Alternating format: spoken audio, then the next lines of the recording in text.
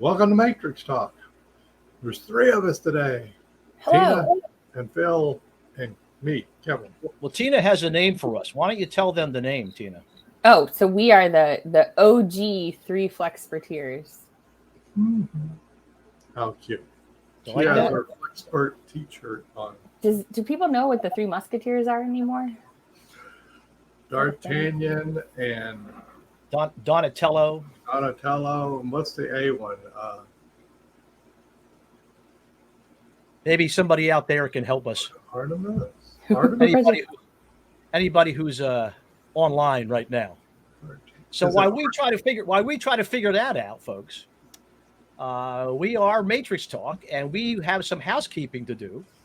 So our first little bit of housekeeping we usually do is we direct people's attention to the upper right or left, depending on wherever you're at. I'll go like this, and you will see a follow button. And if you would be so kind as to click that button, you will get notifications about what we're up to, especially when we're about to go live, like we're doing here today. And this might be for those of you who are watching, a couple of years or so from now, because these things tend to kind of hang around the internet like, forever. So if you're watching a couple of years from now, it is September the 14th. And Jackie is here. Oh, she had a tough. Well, then you're in the right place, Jackie. Good for you. You're noticing you had a tough day. Cool. So click the follow button. And then, just like Jackie did, and Kevin and Tina and I, please chat in and let us know where you're from. And that's cool because then we know that the chat's working, which is important for us. We know there's somebody out there listening and responding. And there's Jackie. Says hello from the Phil. UK. Sarah. Hello from Redondo Beach, California. Welcome. And now you've discovered the chat function. And then also, and there's and she's still in Akron. Jasmine's still in Akron. I think she's going to stay there, Ken. I think she's going to hang. She probably likes the tires. Yeah, probably. For a bit. She's going to hang for a bit. And then below, folks, if you look below us, there is a green button where we would encourage you to schedule a free call to sit with us and talk about your hopes and aspirations concerning the Matrix, perhaps, or maybe you got a business that you want to try and get off the ground we can help you with, or you want to do some training with us. And there's also some cool resources that we have that you can access there. And today we're doing, and if you notice, we all look into the upper left of our, because that's how we remember what we're doing. We're doing Fall into Flexibility for School Mental Health with the ACT Matrix. That is the title. And toward that end, I went ahead and I made a little PDF. So if you're coming on, and Tina, maybe you can put that in our little collection of goodies later on. I'll put it on the SDL page that we have. Yeah, it's hot off the presses. And that green button. Yeah, that's cool. Yeah, it's hot off the presses. I just came up with it today and figured I'd get it out. It's a PDF that'll kind of walk you through how, if you're so inclined, you could take this PDF and you could go into a school of your choice sometime real soon, and you could show it to somebody. So I think that's it. Usually we wait till about 104 or 105 to get started, right? Yep. And we have some people online. We're good, and they're chatting. So they're ready. So, let's just go and do it this way. We will start today, a little preamble, because we're talking about school mental health. And from what I'm hearing and seeing, school mental health seems to be a pretty hot topic right now. Anybody out there hearing stuff about school mental health? I have. Kevin has. I have. Tina has. Yeah.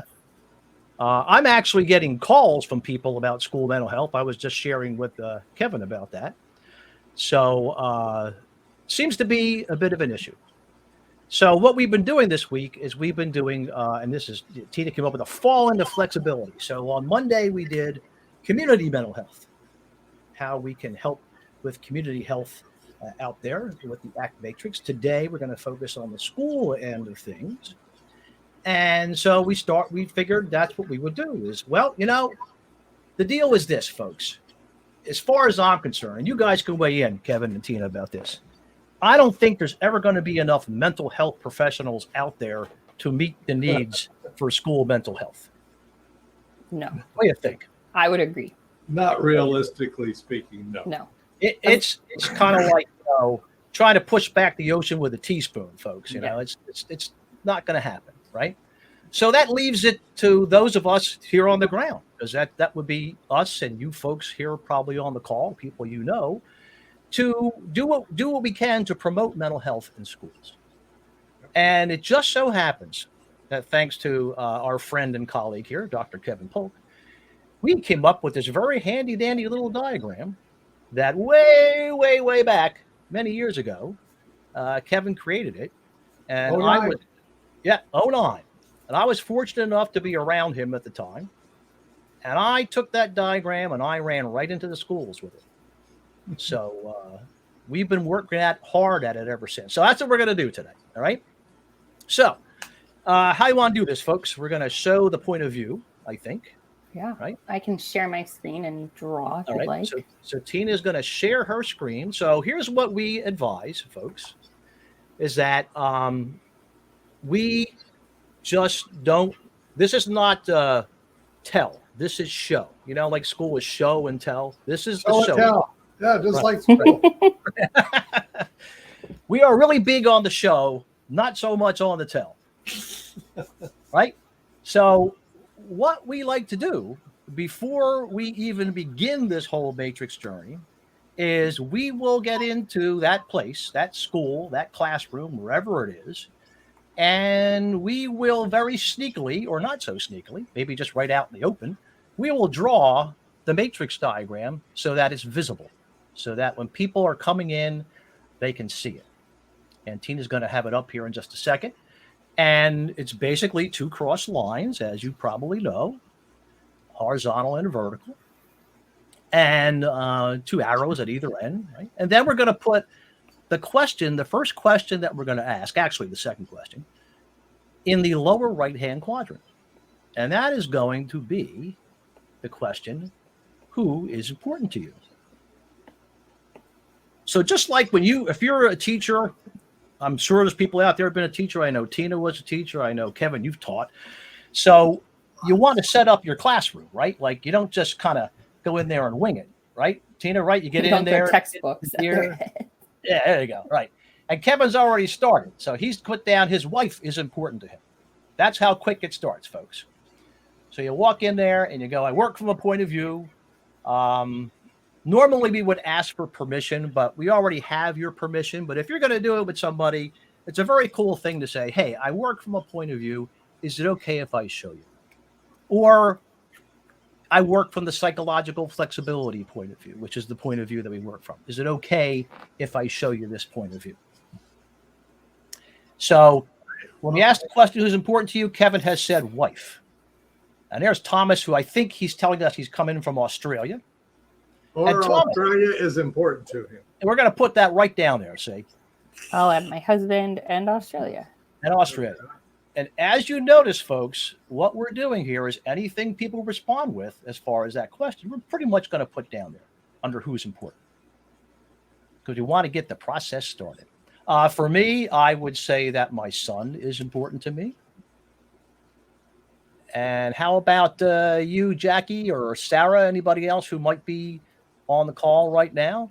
Who is important to you? We got Jasmine, Sarah, and Jackie. And Jasmine, right.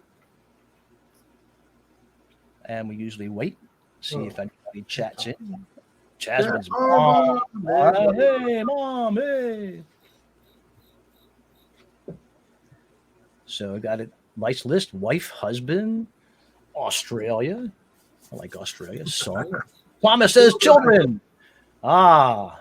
Sarah, husband, family. Oh, man, now we got a bunch of... Oh, yeah. Well, now, Jackie, see, now you're getting towards the yucky stuff. We'll be going there in just a second. So don't. So cool. And this is what people will say. They'll tell you this. Clients. Yeah, there you go. And these are just the important people. And they go in the lower right quadrant.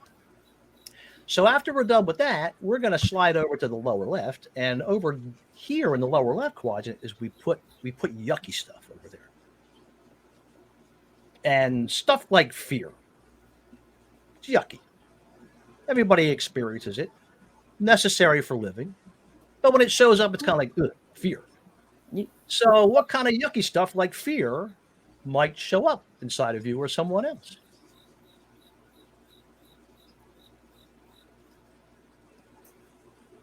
I got tired. Tired. Sarah says failure. Ooh, yeah. That is a yucky. Cool. So we got failure, tired, Jasmine, judgment. Ooh, and I like that. Dis-ease. Dis-ease. Dis-ease. Yeah. Suicidal ideation. Oh, my goodness. Woohoo. I'll get that down there. Need to solve the problem and tell them what to do. All right. Oh, yeah. Okay. Let's get that in there, too. That's a biggie. Anybody else got some other yucky stuff? Anxiety is something that I've heard quite a bit about recently. Anxiety. So I think we got to get that in there. I say put stress in there. Yeah, and stress. It's a good little 1-2 kind of thing. And there we go. So now we just have a list of yucky stuff that shows up inside of people, inside of all of us from time to time. And now we're going to go up to the upper left. And in the upper left, we're going to put the things that we do to get relief. So like when that fear stuff shows up inside of me, you might see me do something. And up here, these are things that people do to try to get some relief from that fear. And the low-hanging fruit for me would be to run. So you might see me do that run thing. Get some relief from the fear, right? So how about tired? Coffee. Coffee. Good idea. Sarah says sleep. Yeah, you're just sleeping to get some relief, right? Sure, absolutely. And these are just the kinds of things that we all do, right? To get some relief. We have judgment. Oh, something like judgment, Shiloh. I'm guessing maybe self-judgment or something like that. Might do something to get some relief from your self-judgment. Who knows? Could be just about anything. Self-judgment. Oh, hide. Hide. Oh, yeah, that's good. Yeah, hide. I like that. I'm going to go to Google for some reassurance. Yeah. A little bit of research. Cool. And meditation, Sarah says. All right. All right. How about that anxiety, folks? That seems to be a big buzzword right now.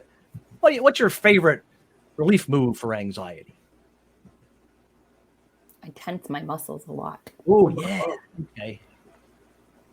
Tense up. Now, I hear tell that some people actually drink to relieve their anxiety. Okay, so I put chemicals. Oh, there you go. Kevin's going chemicals. That's a wide spectrum right there, right? Yeah. We could take liquid, powder, capsule form, right? Yep. And we're doing it for relief. And the whole point of those relief moves is we're doing it to get relief from that. Including exercise. Right? Yeah, and exercise. Yeah, let's put that up there too. Well, she put it up there. Sarah did. And we're going to put it right up there on top. So as we're going along, we're just kind of building our list so that finally we're going to come back around over there to the upper right. And over here, we're going to put the things that you might do to get some satisfaction or to move towards satisfaction. Not a guarantee you're going to get satisfaction, but that's kind of the idea here. With these important people that you have listed down below. So, Kevin, for your wife, talk. There you go. And I took coffee to my husband this morning at work after I dropped off. Very nice. Very nice. Cool. So, moving. Ooh, Australia. Let's do a move toward Australia, Tom. What you going to do? This will be interesting. If you want. Well, I know what I will do. I will visit. Yes, Kevin's going to visit. I will visit. I'm going to visit virtually right now. How does that? No, I'm going to visit it in person. You're going. Kevin's going. That is fair. Look for him. Look for him, Tom. He'll be there. All right. So now, and for my son, I like to play disc golf with my son, so we will play disc golf. And let's see. How about mom? What are you going to do for mom? Get some satisfaction. Something for the moms. Simple, easy stuff.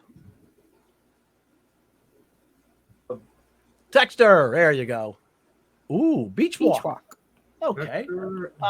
Maybe a beach walk with the kids, for example. There we go. All right.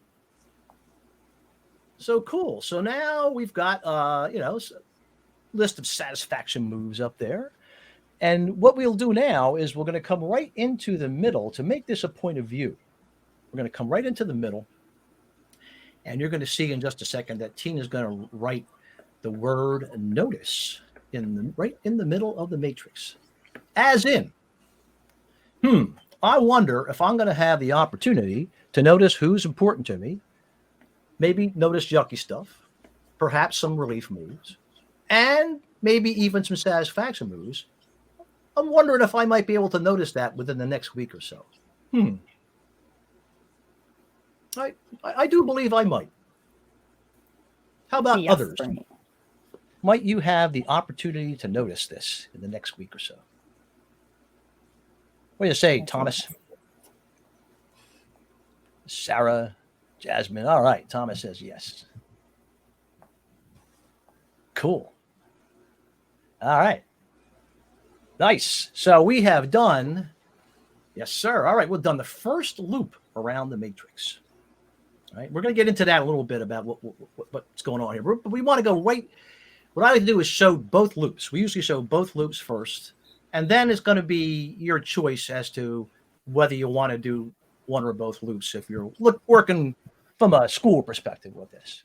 Because I understand that people don't always have the luxury of time in school. People are usually running around going from place to place. But we're going to show you both loops because that's the process. So the second matrix that we're going to put up, it looks exactly like the first, except we're going to change the question. It's going to be a shift of focus here a little bit, folks. And the focus here shifts from who's important to, well, hey, what's our shared purpose? So I asked that of you folks here on the call today, and what might be our shared purpose here today? And now we're doing this with a group. This is the idea here is like you've done a matrix for an individual person, and now you've got 2 or more people in the room. So you have a group by definition. And now we're sitting around and we're asking ourselves this question, hey, what's our shared purpose? And then people just respond. I'm going to say flexibility for school mental health. Oh, Well, that'll work. That's a pretty workable shared purpose. Cool.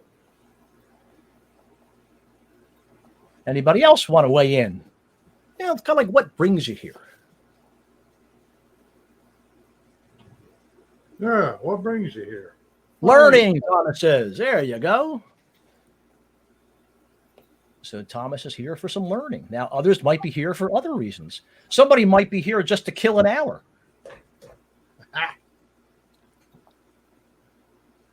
And then you know what we're going to do with that? Kill it Put down. out. We're going to write it down. Oh, write it down. Kill. I'm going to write it down here. Kill an hour. We got one learn. I got an hour to burn. I'm going to get on Matrix Talk and watch Kevin, Phil, and Tina do some loops. So what we're doing here, folks, is we're inviting the people in the group, whoever they are, and this could be, think about you're in school now. So groups in school, right? You got your basic classroom. Well, what's the shared purpose of a classroom? Yeah. That's a good thing to ask the kids. Yep. What brings you in? What are we here to do? What's the shared purpose? What are we here for? Yeah. Anybody want to weigh in about that?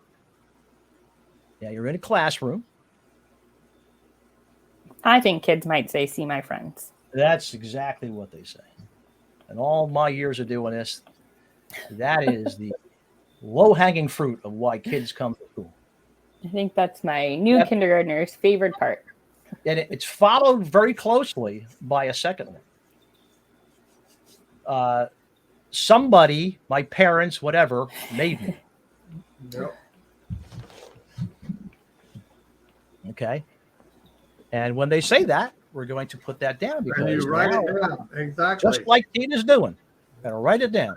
Someone made me, because now we know why that person is sitting there in front of you. That's what brought them in. That's what they're there for. So now we've had that discussion about shared purpose, and my experience has been over the years is we don't do that in schools at all. So that's a big problem. That's a big problem. We don't do that in school. Ask students what they're there for. Ask what the shared purpose of a classroom is.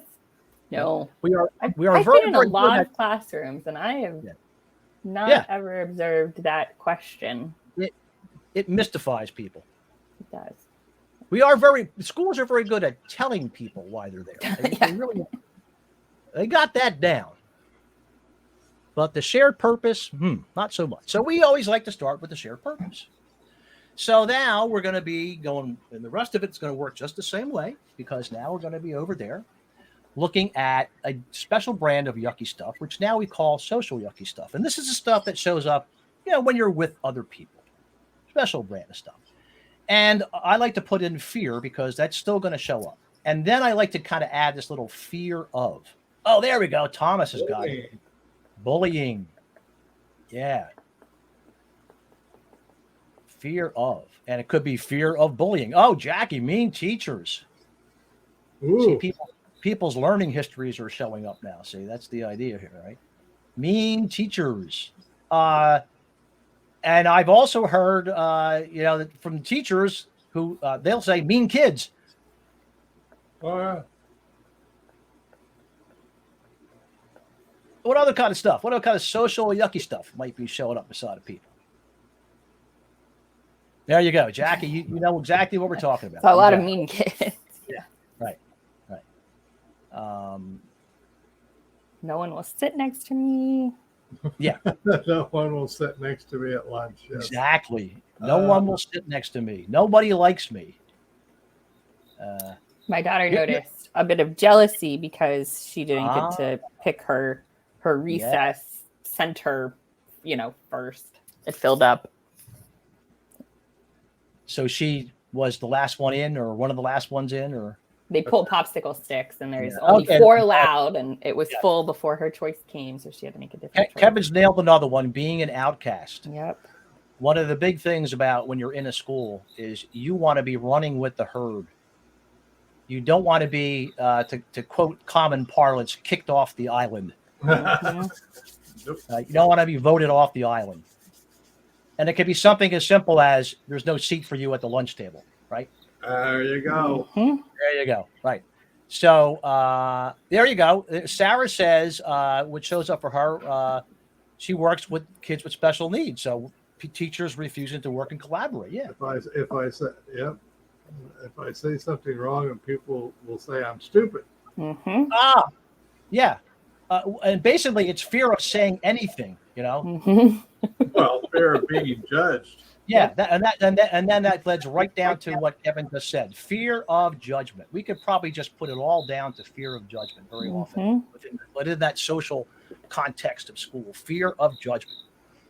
Because let's face it, folks, they're judged from the minute they walk in, right? They're judged by we judge them by grade. Okay, you belong in this grade, and you belong in that grade.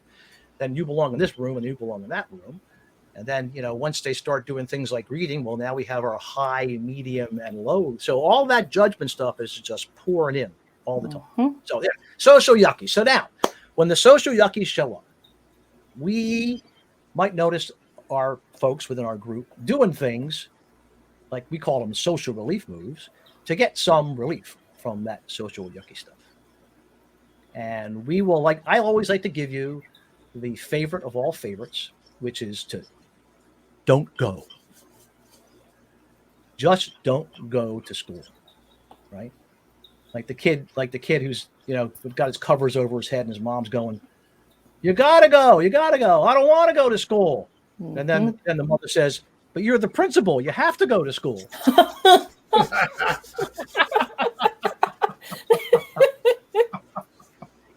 They're going to need you there, right? So don't go is the basic one, right? And I worked for years with kids who that was their basic go-to relief move, was to just not show up. So now let's say that maybe you do show up in a social situation, and now you're going to maybe do some other relief moves once you're there. So we have this fear of judgment, right? So what might you do to get relief from your fear of judgment? Anybody? Isn't that don't go? Well, you're Don't there. talk. You're there. Oh, you're in there. now. Yeah. You Oh, made the scene, and now you're there, and you're going, okay, still got. Don't say anything. Keep Don't my talk. mouth shut. Exactly. Don't participate. That's it, Sarah. Don't participate. Yep. Thomas has said bullying. So something you might do to get relief from bullying. Fight back. Mm-hmm. Yep. Fight back. Run, Thomas says. Yeah. Avoid, right? That's where you're looking for the table that doesn't have anybody at it, for example, right? I worked with kids who would deal with the fear of bullying they would go ahead and bully somebody else. Offense. Go on The best defense is a good offense. Exactly. Right. And, mean people. So what might you do to get relief from mean people? We got a whole bunch of stuff. Has anybody got a different one?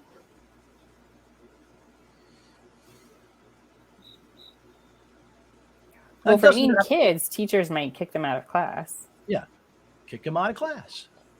To the office you go. Mm-hmm. And it doesn't have to be the school thing too. I mean, the mean people aren't, they don't just show up in school. Like they show up in your life and on your job and all that stuff. And you all do stuff to avoid and get relief from them. And this is the stuff that people do. And it's just the kind of stuff of life that we all want to do to get relief. So now we are going to head over to the last quadrant. And this is a special brand of moves, because these are moves that we're going to make over here. They're going to help us achieve that shared purpose that we were just talking about here, right? Because we spent that time talking about a shared purpose, and now we can actually look at, well, what might we do that's going to help us achieve the shared purpose? So the first thing is that you have to show up. What do we say, Kevin? The world is run by people who show up. Yep. So if you show up, and if the student shows up, well, we got a chance. Not showing up, well, not much of a chance there, right? So now that we've shown up and we're with our group, and now we can think about what other things might we do, right? We're here. Oh, there you go. We could show them the 2 loops, which is exactly what we do, what I used to do in the schools. Show people the 2 loops. But the basic thing, and I will say, and I will usually put this in when I've been working in schools, which we're going to communicate. We're going to communicate respectfully. I like to seed that. Kevin's a seed man these days. He's gathering seeds, but we like to seed that conversation with respectful communication. That's going to help us move more in the direction of a shared purpose and perhaps even achieve some satisfaction. So, we can then add some other things. Anybody got some other stuff that you might do that's going to help you move toward, help you achieve that shared purpose?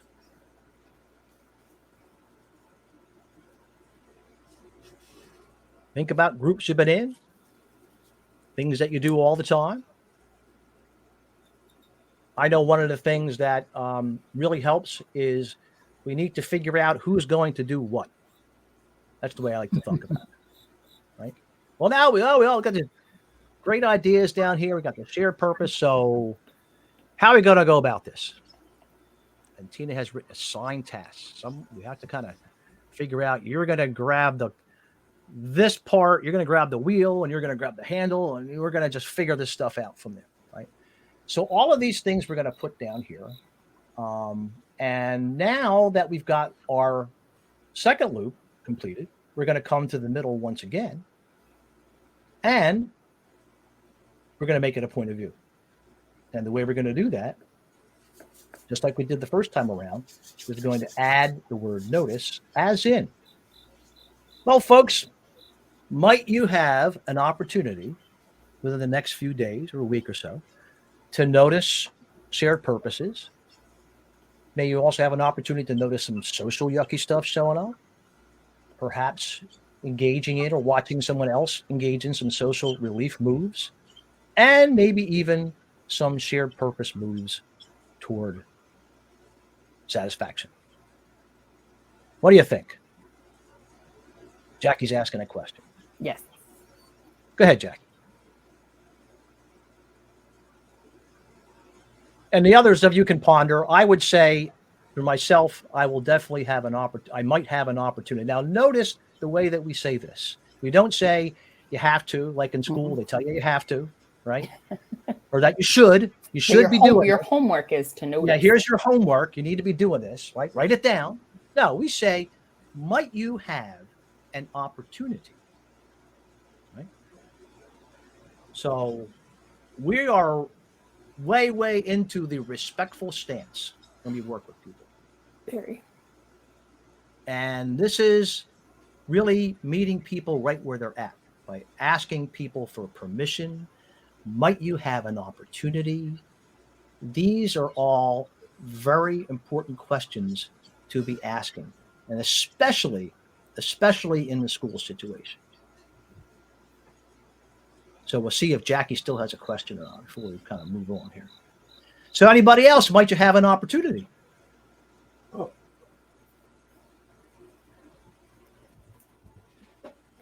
I will. All right. Okay. Whoa. That's a long question. Let's see.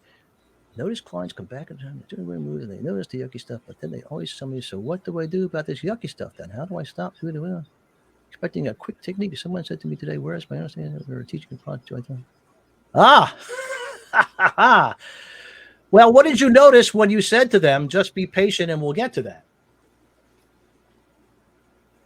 Jackie, that's a good question. And that's a question that we get quite a lot. Right, Kevin and Tina? Yes. What's that? Then what? I did these loops, and now what? How do I stop doing away moves when stuff shows up? Oh, they said they were disappointed. I noticed. I felt, oh, okay. So you noticed. Yeah, okay. Yeah. It's all right. So that's what showed up, right? Well, how we would do it is we would just say, well, you're going to notice yourself. Here's what we suggest. Here's what I do. I just make it about myself. I'm going to notice myself. Now you're using toward and away, which is the original language that we worked with years ago. But I'm going to say something like, well, you just notice that you're doing that relief move. Notice yourself doing relief moves. Well, just like we talked about here. And Kevin, you want to go into that a little bit more? Well, probably if I haven't already, I would then introduce the concept of workability. Right. And we haven't gotten to that yet. And well, in this one, but see, I'm answering Jackie's question. Right. So maybe Jackie hasn't surrounded the matrix with workability yet. Right. And the whole idea is to learn behaviors that work to get you where you want to go. So now that we have that on board, now we can take a look at your towards and what we now call relief. Away stuff. We relief call stuff. Satisfaction and relief. But right. So what do I do with this yucky stuff then? What you do with this yucky stuff then is notice how it's working. Yep. That's it, because some yucky stuff like fear is very functional, like fear to get out of the way of a bus, that kind of functionality. So it may be working, it may be very functional, So we want to look at the workability.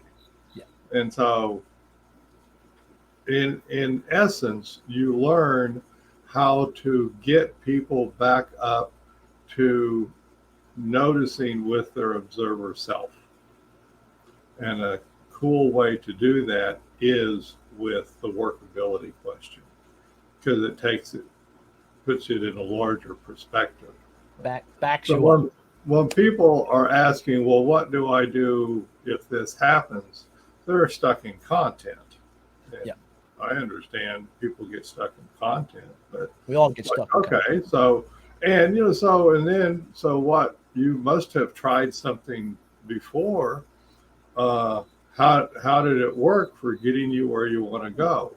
Notice I did a little change. I didn't say how did it work for you to get rid of your anxiety or something. No, I asked how did it work for workability, for getting you where you want to go. That's the big question. So that's in a nutshell, that's how we handle it. We do a form of verbal aikido and get folks back to noticing with the observer self. We bring the observer self back online. Now, if you get hooked and get stuck in content, you probably won't be bringing the other person's observer self online. So that's the general way of doing it. And it's the same in schools. You do that in schools as well. Yeah, and that's why you show the two loops, folks, because the first thing that you're doing with the two loops is you're promoting your own psychological flexibility. You're setting yourself up in that space where you're noticing what your satisfaction, relief, with context that you're in, all of that stuff, so that you can get to what Kevin has just stated. So you can get to that, is what I'm doing working to get me where I want to go? Yeah, because that's really the question. Yeah. Not get rid of the yucky stuff, not do less away moves. Yeah. Not We don't do mess more with yucky toward stuff, moves. right? We don't mess with it. We notice it. We give it its due. Yeah. That's the thing to notice. And that's something for that person to notice. Exactly. Yeah. I can't do anything until I'm not anxious. And there you go. And then now we're going into some more advanced stuff, but then that would we be doing some, well, folks, right? We do some sorting with this person at that point, right? You can because do that. the whole thing would be to help them to come back to that observer self perspective. Right. So once again, you could do it that way. You could, with workability on board. I just bring that up because pretty soon in this conversation, you want to bring workability on board, right? With folks, both for who's important to you and shared purpose, workability for both of those. Yeah. And then you can add around that, say, oh, so you just mentioned feeling, I don't know, what do they feel? Anxious. Anxiety. So where does anxiety go? So it goes in the lower left. Okay, and what's your favorite thing to do in the past? What's been your favorite thing to do to get relief from anxiety? Yeah. Oh, where does that go? And maybe it goes in the upper left. Oh, cool. And so that's worked, right? And so, okay, Jackie, before I get very much further, where I'm heading is stuck loops. Here. Yeah. I'm heading to stuck loops, which is what this person is. If they're asking you that kind of questions, they're just stuck. That's okay. Yeah. You're gonna lead them into that experience. We're going to show them the stuck loop. So anxiety shows up. You try X, whatever that is. Stop work. For him, might be just not do anything. Let's put not do anything. And it probably works, right, for a little bit. And that'll eliminate your anxiety. Right. They go, yeah, it does for a little bit. And does it work forever? No, it comes right back. Oh, okay. So then what do you do when it comes back? Here we go again. And we run them through the stuck loops and just show Well, that's what the stuck loops look like. And then the trick is to find in a different behavior that works for where you want to go in life. Because notice when you're in a stuck loop, you're not doing workability. Yeah. You're just in a stuck loop. You're spending a lot of time in the loop. Right. So that's all. So, but once again, I've brought the person back to observer self, back to looking at things from this larger perspective, rather than be caught up in their content. And what students and adults and every other human being, and oftentimes in these helping kind of situations, at least some of them want to drag you into their stuck story. Because if they can get you drug into their stuck story, then, well, in some strange way, that feels better. Well, misery loves company. Right. Misery loves company kind of thing. Right. And especially in school, you get a lot of attention for that stuff too. Right. So your job is to stay flexible. Yep. And that's why we say you do the matrix. Do the loops. So to stay flexible. Yeah. To stay, and so you can stay loose and not get drawn into the stories.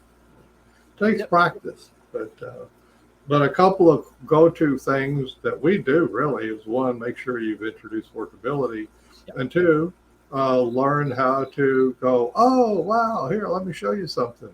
Yeah. A stuck loop. And then you show them the stuck loop. I have my own stuck loops, right? I'm very fond of mine. Right. And then see, now you're seeing us going, we're normalizing it. Yeah. Oh, yeah. I was in one earlier today. Right. Everybody's looking for workability. Everybody gets stuck. Yep. It happens.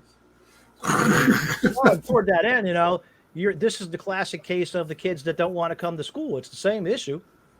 The anxiety shows up in them, and they do the stay home thing.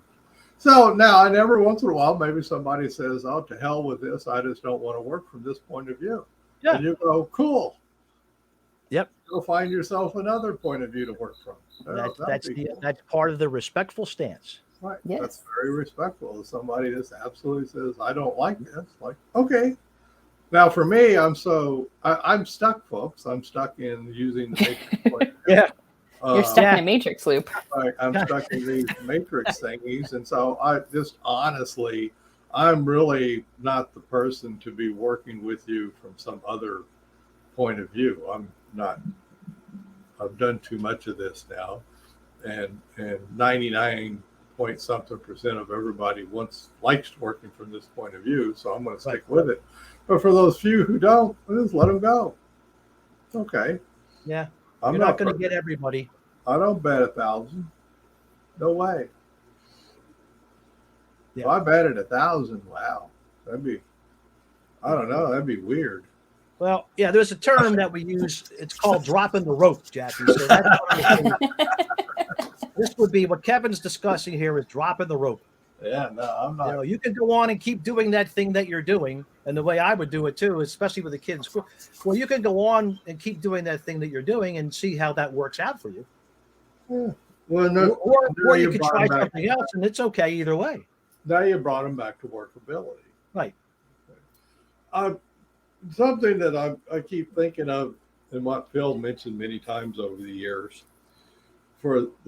there are teachers in this world that literally have a matrix up on the board in front of the classroom. Right.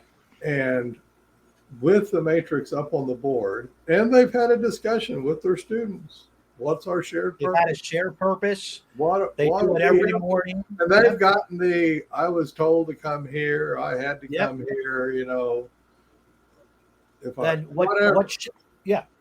everything. Yeah, they say things like, what's showing up? Tired, bored, and hungry, I would hear every day. Now, with anything, you finally get around to, well, would anybody like to learn how to read? Yeah. And they go, well, yeah, that's okay. I could get on board with the reading. Right. Would everybody learn enough, at least know enough math to, make so you don't get ripped off with your paycheck? Right. Whatever. Buying your drugs. Yeah. Okay. Well, buying your drugs. Exactly. So you actually get to educational shared purposes as well. Actually reading, writing, arithmetic, all that stuff. Yeah, they know why they're there. So that's all up on the board. Well, now when stuff happens, you can ask the workability question, which is, okay, these behaviors that are going on right now in the classroom, right here, how are they working to get us where we want to go? Bingo. For the classroom, because it's all of our responsibilities. Right. Remember, we've discussed the shared purpose or shared purposes. So how are they working to get us where we want to go? And the kids will now discuss it. Yeah. They're actually will. And to that point, that's exactly what happened. I have a teacher, good friend of mine, and you used reading. He was teaching reading. And they've already done the matrix. It's up on the board. So they would check in. They would check in with it at the beginning of class and do a quick loop. And they would start. And the one day that they're reading along a novel, and one of the teachers says, "Hey, Mr. B." Mr. B says, "What?" He goes, "I'm not feeling this novel right now. This just not working for me. Right? I don't." And so B says, "Okay." So he opened it up to the group. Well, what does the group think? Yeah, I don't know about this. So he said, okay, so we're noticing you got some stuff showing up about the novel, right? Cool. So what is this class? And they all kind of went, well, what's the name of it? This is reading class. Okay, so what's our purpose here? To read? There you go. We're here to read. Okay, so we're noticing, and this is what he did. We're noticing that what we're reading is not working, right? And they said, yeah, well, what might we do? And they rolled around for a while, and someone came up with the idea of, could we read a different book?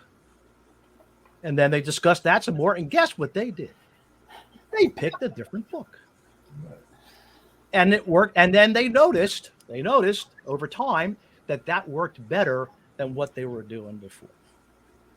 Now, it could have been a forced march. It could have been a lot of different ways, but that's what Kevin's talking about, is how one teacher could take this process and stay with the process. And as he described to me, he says, Phil, I'm free. I don't have to worry about this stuff anymore because I just do workability all day long. That's why I brought up workability. Yeah, I'm glad you got to that because I was going to get to it. But Jackie, I want to thank you because you actually brought us into the conversation. But the same goes like if you're managing a team. Yeah. Well, now you can do the authoritative kind of team thing of like, everybody, we're going to do this or else. And people don't like that, actually. Or you can say, okay, remember, let's review the shared purposes. What are we up to here? And okay, and now what kind of behaviors are we doing now? Okay, and how are they working to get us toward that shared purpose? Right. And you discuss it, and you rediscuss it, and you revisit all the stuff, and it works just fine. People really enjoy it. People wonder how to do collaborative environments, classrooms or teams. Yeah. It's no harder than that, really. It's a simple process. It's that easy. It's just you go back to doing that. However, when things start going, awry, you can awry.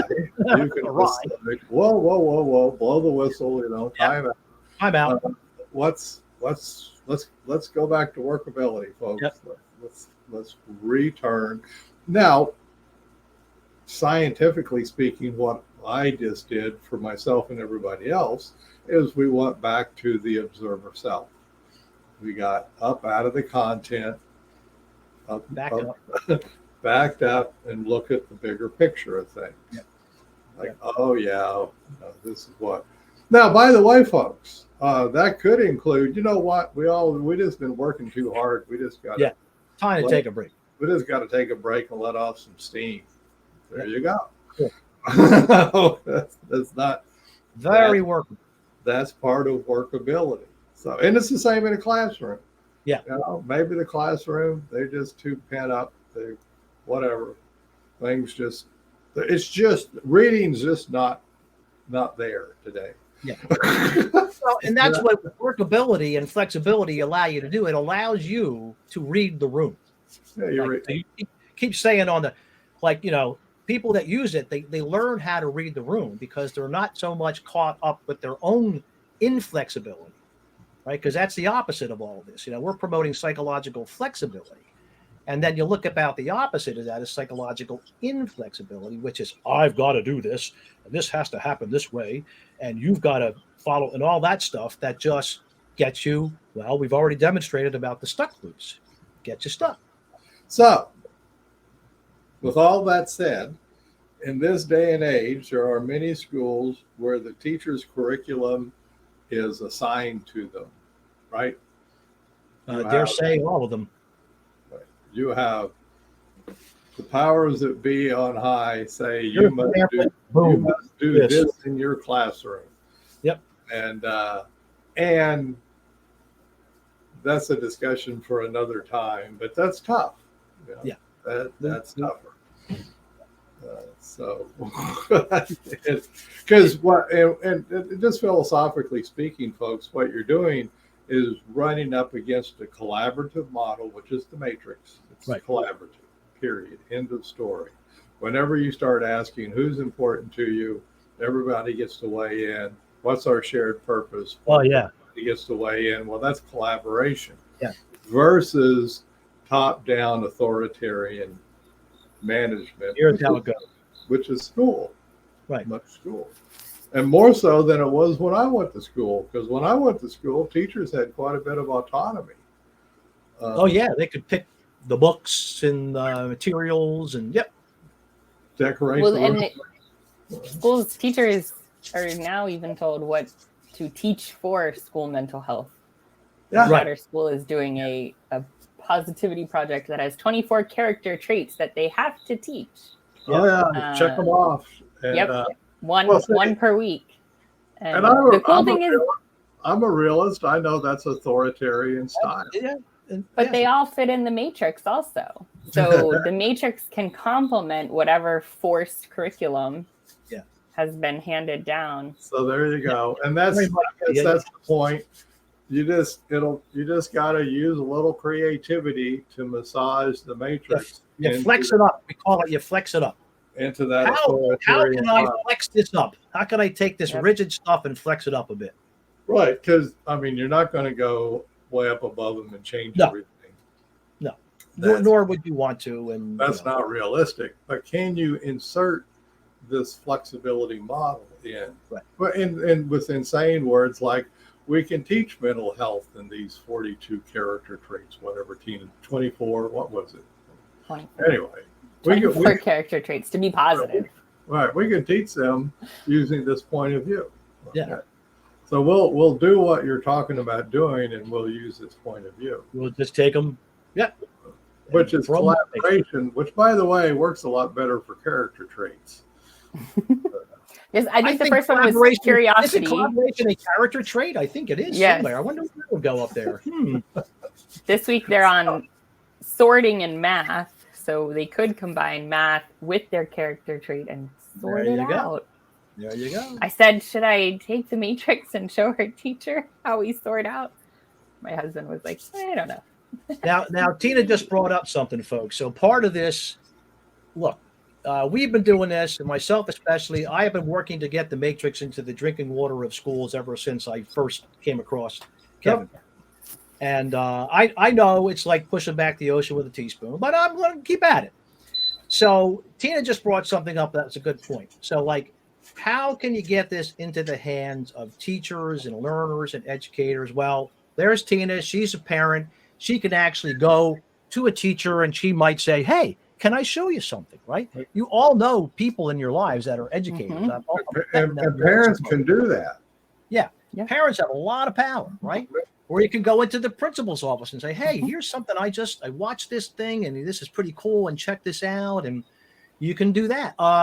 PTA groups are a great place to go in. Hey, I could go in and talk to the PTA about psychological flexibility. And whenever you say those two words, folks, psychological flexibility, even in rigid places, people like that. They do. I think most people have a clue that psychological flexibility is a very important element of mental health. Right. It's one of those things in life that it intuitively makes sense and scientifically is borne out. They go together. They go together. Intuition and science go together. And yes, psychological flexibility is important. So when you say psychological flexibility, and I can show you a way of flexing people up pretty quick, and it's just a quick exercise. Very quick. You just do a loop. It's real easy. We're not talking about spending weeks and months on something. Nope. No, we're just talking spending 5 or 10 minutes doing an exercise. That's it. And you gradually get it in. And you flex up these authoritarian systems. So a little bit. Yeah, a little bit. A little. A little bit. Yeah.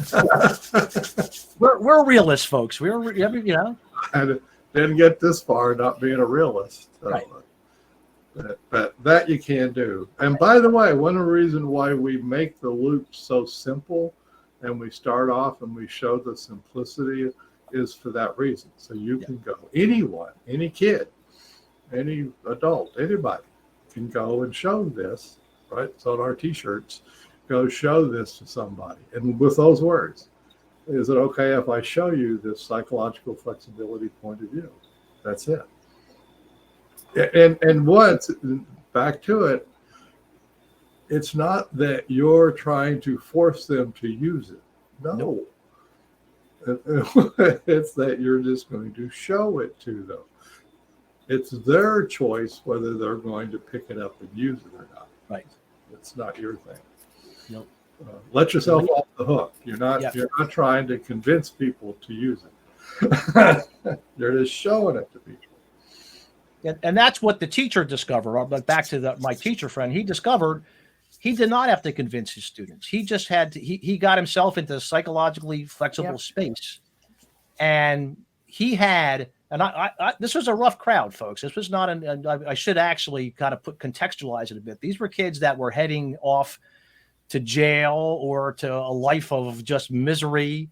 So they were a tough bunch. They were a rough crowd. They were a rough crowd. And no one ever skipped Mr. B's class, as far as I can tell. They all went in there. Well, because it was collaborative, and it was collaborative, and we didn't say this. We'll say it now, but when you do this, you're creating this psychological safety. So the kids felt safe in his class. That student that said that to him felt safe enough to say, "Hey, Mr. B, I'm noticing that this is not working for me." And he knew he wasn't going to get his head bit off. Right, exactly. And Mr. B noticed and was flexible enough to say, "Oh, well, I wonder why." Yeah. And he modeled some non-judgmental curiosity towards the student. Let's have a shared purpose discussion about that. That's it. Yeah. So you just roll back into that. So, yeah. Fun. Good stuff. We've done it. We blew another perfectly good hour. Yeah. And we did. And we have another one coming up. Oh, and folks, if you're interested, click below if you want to schedule it. We have one coming up Friday. That's right. We got another one coming up on Friday. Yeah, click the green button. Talk to us. We do business building and training and all kinds of stuff. And there's Tina's stuff, and I put a PDF up at the top, folks. You scroll to the top, you can get that. I already loaded it on the SCL page while we were talking. Yeah, it's actually in here too. Good. Yeah. Right. There you go. Ooh, all right. Click that button. There's a link to the SEL stuff, and that's where you'll find there's this PDF, there's the crisis debriefing, there's Matrix Mind Stretch, there's your trifold. There's a laminated guide in there. Yep, all that stuff. Yep. Thank you, guys. Thank you. See you soon. Bye-bye.